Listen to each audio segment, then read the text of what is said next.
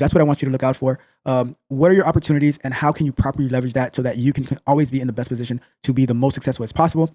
In cybersecurity and pretty much in any IT role, it's not only, okay, let me just go get this job and then that's it. What you're doing on the job, you gain that knowledge and say, okay, how can I leverage this for myself? And then the things that you're learning on your own, how can I leverage that for my job?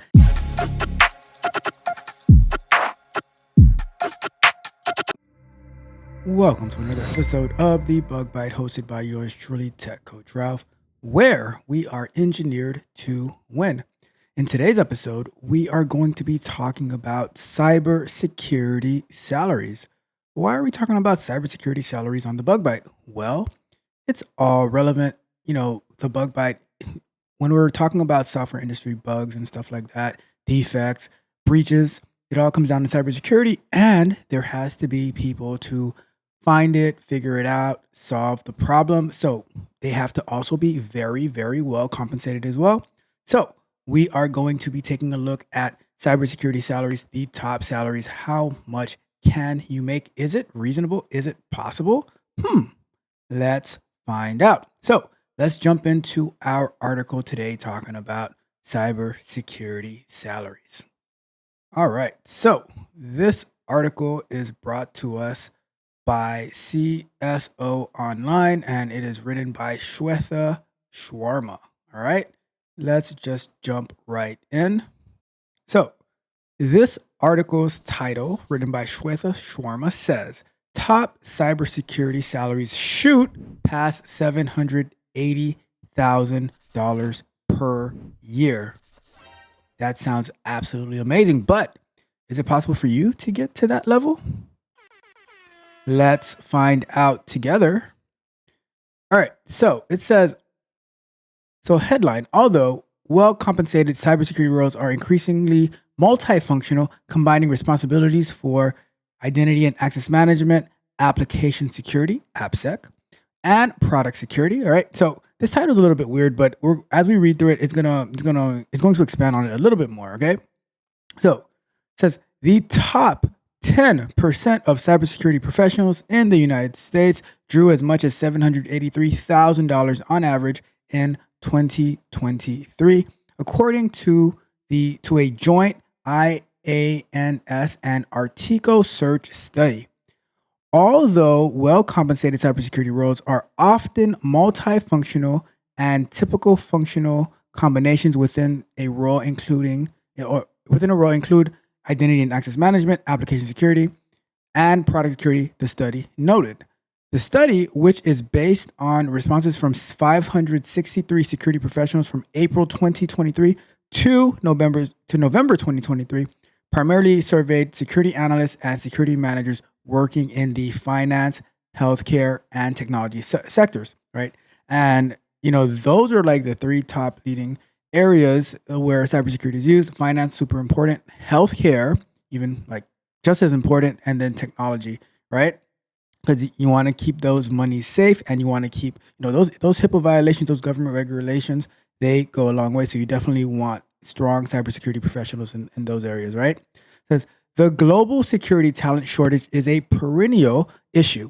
In the US alone, there are only enough qualified cybersecurity professionals to meet 72% of current demand, which is hovering near a 10-year low, said William Kandrick, Director Analyst, Security and Risk Management, Gartner. Unfortunately, the labor market supply and demand issues in cybersecurity will not be solved anytime soon. As a result, cybersecurity leaders and professionals often wear multiple hats and work long hours. All right. So, and I can attest to this. I've seen this, being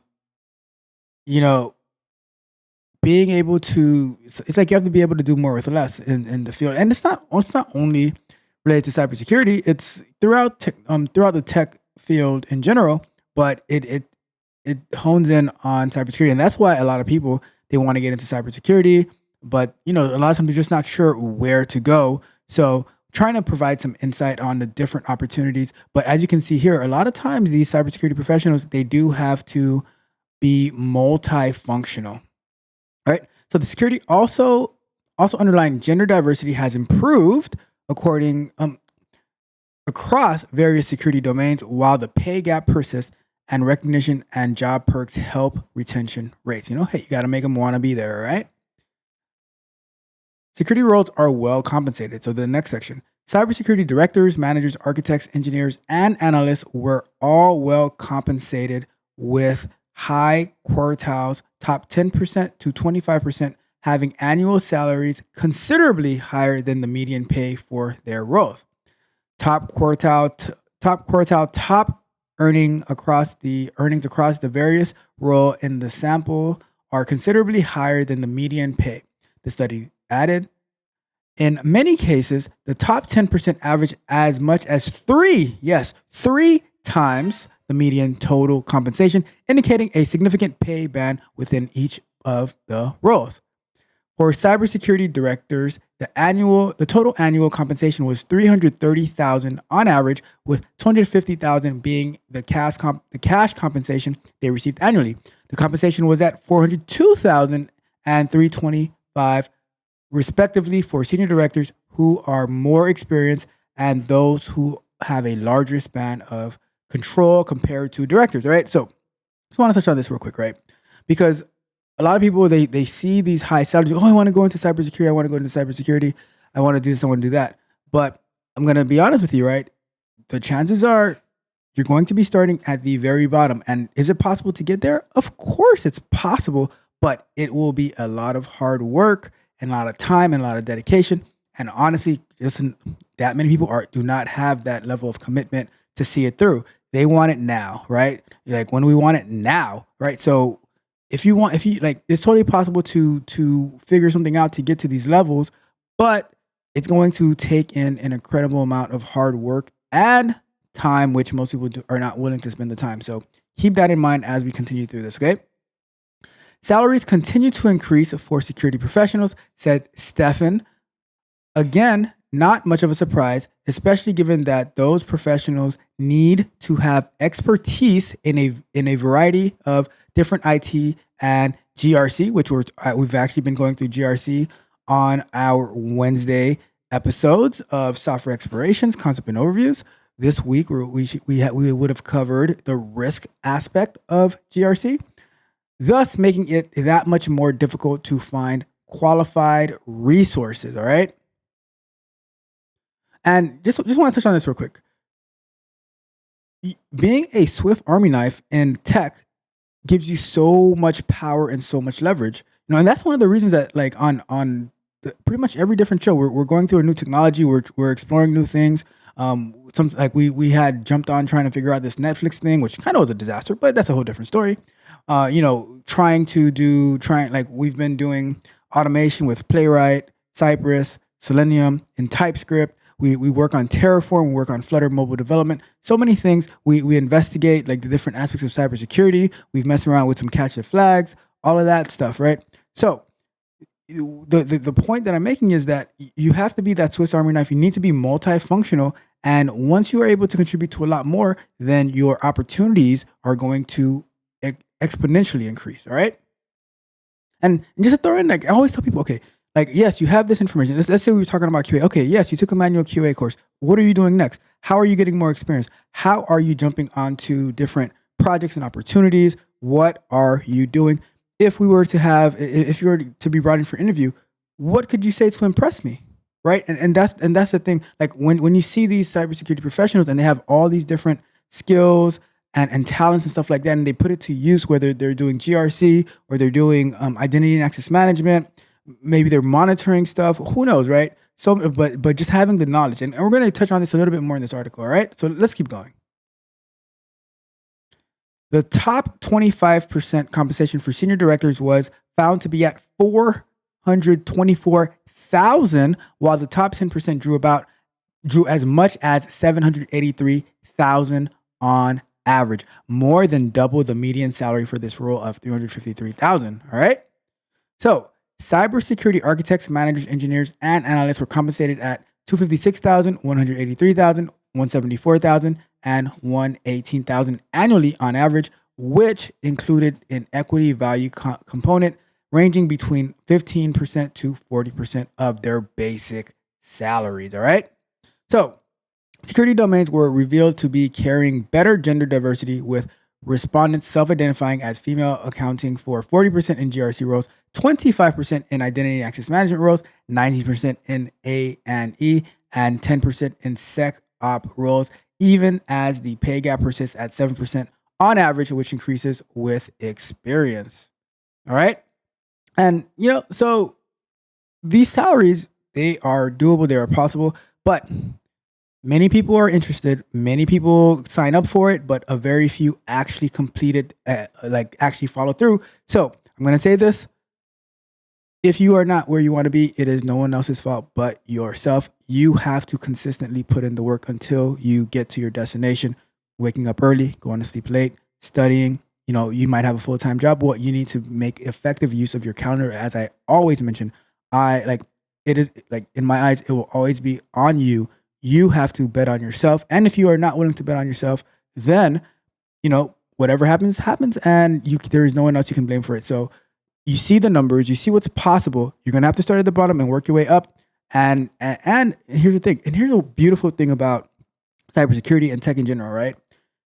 The skills that you acquire along the way, you can continue using it across other things. You can while you're making your salary working on the job, you can teach about it. You can consult. You can freelance. There's so many different things that you can do, but you have to gain the knowledge first. And a lot of times you just gain the knowledge, you try to apply for a job without having the proper skills and the proper information to be better suited to do it. We just say, okay, I finished this course, I got the certification, now let me apply, and you don't hear back from anybody, and then you get frustrated, and then you want to go do whatever else and complain, cry on LinkedIn and stuff like that. We do not participate in those type of activities here on this channel. We put in the work, right? And that's why I want to go through this article showing what is possible if you are willing to do the work. And I don't want to hear about but this type of person this and this type of person that and favoritism, stuff like that. No, you can create your own pathway. You could it's about how hard are you willing to work to get what you say you want to get, all right? All right, so money comes at the cost of demanding. Among the survey respondents, 42% had responsibilities that span multiple cybersecurity domains, so increasing your skills according to the study. Disciplines that naturally complement each other were AppSec, product security, and identity and access management. We one of the most popular videos on this channel is the identity and access management video. And you see why that's so important, because pretty much who comes in, who comes out of the system, and what they're able to access relies on you. So it is a very lucrative position. However, it is so much responsibility. So, with great, how does the saying go? With great responsibility or something like that, whatever. Anyways, among AppSec staff, 74% also contribute to product security and 67% are involved in identity and access management. Within product security, 63% of staff also support identity and access management, the study said. This report confirms something that most security professionals have always known, that the best security practitioners are also very good generalists. Very good IT generalists, all right? And that's why I am always exploring and trying to learn new things. And that's why I have a decent understanding of different roles and aspects of cybersecurity. I've been involved in some of them. You've seen me go into AWS and create some profiles and give them certain securities and stuff like that. So it's very good to be an IT generalist, understanding technology, right? As they have to be, said Chris Steffen, Vice President, Research at Enterprise Management Associates. To some degree, it is difficult to secure something unless you know something about what you're trying to secure. Duh, right? That makes perfect sense, right? Thank you for being reasonable here, right? How are you going to secure something that you have absolutely no idea about? So you have to know about what you're working on, about the technology and stuff like that, to be able to properly assess the risks and how you're going to govern it and how you're going to stay in compliance. It just makes perfect sense. So thank you, Chris, for being a voice of reason here, okay? While there will always be specialists that focus on a particular area or problem, most organizations do not have that luxury, and those hired to secure their entire organization need to know a little. They need to know a little about everything, right? So you don't have to be an expert, but you need to know enough to protect the organization, and you're gonna have to put in some time and some work to go outside of your natural domain to see how things work and to get more acclimated with it, to provide the most value possible. It's always about providing value in life. It's always about providing value wherever it is that you go, all right? Kendrick, however, believed the multi-functionality ask could sometimes be a little too much for security professionals, adding, while this work can fuel professional development and create career growth opportunities, it also leads to burnout and poor mental health. In fact, the cybersecurity profession is facing a mental health crisis, and talent shortage is a major driver of this unfortunate trend. And that makes sense, but I think you also have the opportunity to expand and to teach and to guide people. And I think one of the problems with that happens in these tech fields is that you make it sound so amazing, so wonderful, but you don't give the other side, right? So the other side, when there's attack, if there's an attack that's coming in, you're like, as a cybersecurity professional, you're pretty much always on call, and you need to be able to face with these challenges and stuff like that. Even other roles in IT that, like, when bad things happen, you have to be ready to take action. Okay, and with that being said, I think it gives you the perfect opportunity as well to teach other people, like, how what's the reality of the situation, how things work, and to build them up with true expectations, right? True expectations that with that being set, then you can bring people in, and when you tell people the truth, they will be loyal to you forever. But when you try to say, oh, and when you're trying to make money off of people by lying to them, that's when you lose your credibility and things go awry, right? Okay. So it says, as security jobs get more demanding, retaining talent becomes a key challenge for organizations. The top two incentives that can help with retention rates were found to be staff recognition and job perks. Kendrick pointed out that organizations investing in cybersecurity specific personal resilience programs will help. Gartner anticipates that the cybersecurity industry will shift from more generic HR-driven approaches to wellness to structured personal resilience programming that caters specifically to cybersecurity professionals, he added, right? And that is the article about the pay in cybersecurity, about different salaries and stuff like that. That article was written by Shweta Sharma, who is a senior journalist covering enterprise information security and digital ledger technologies for IDG's CSO Online, Computer World, and other enterprise websites. So thank you so much, Shweta, for that article. Let's get back to here. All right. So let me know what you thought about that. That was the article about cybersecurity salaries and looking up, and just to add to, like, what I was mentioning earlier, in cybersecurity and pretty much in any IT role, it's not only, okay, let me just go get this job and then that's it. You should constantly be looking for opportunities where you can leverage what you're learning, what you're doing to say, and it's a circular motion, right? So what you're doing on the job, you gain that knowledge and say, okay, how can I leverage this for myself? And then the things that you're learning on your own, how can I leverage that for my job? And it just continues to go in a circle.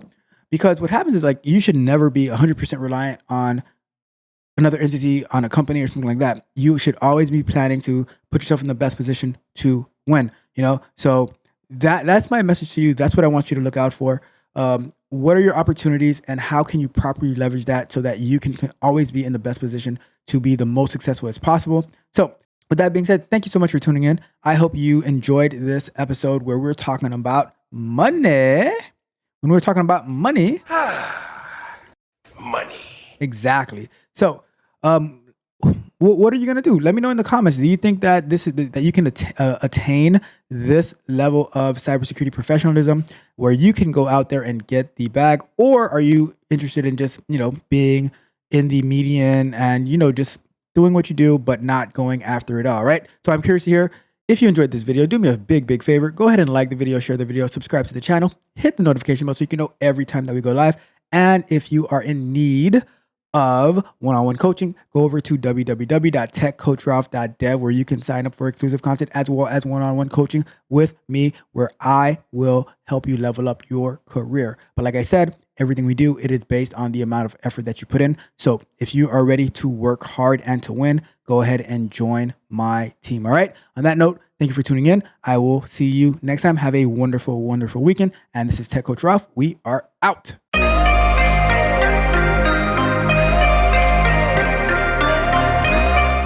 If you enjoyed the fascinating information shared in this video and you want more, be sure to hit the subscribe button to Tech Coach Ralph to be notified for new videos. Enigmatic Joker.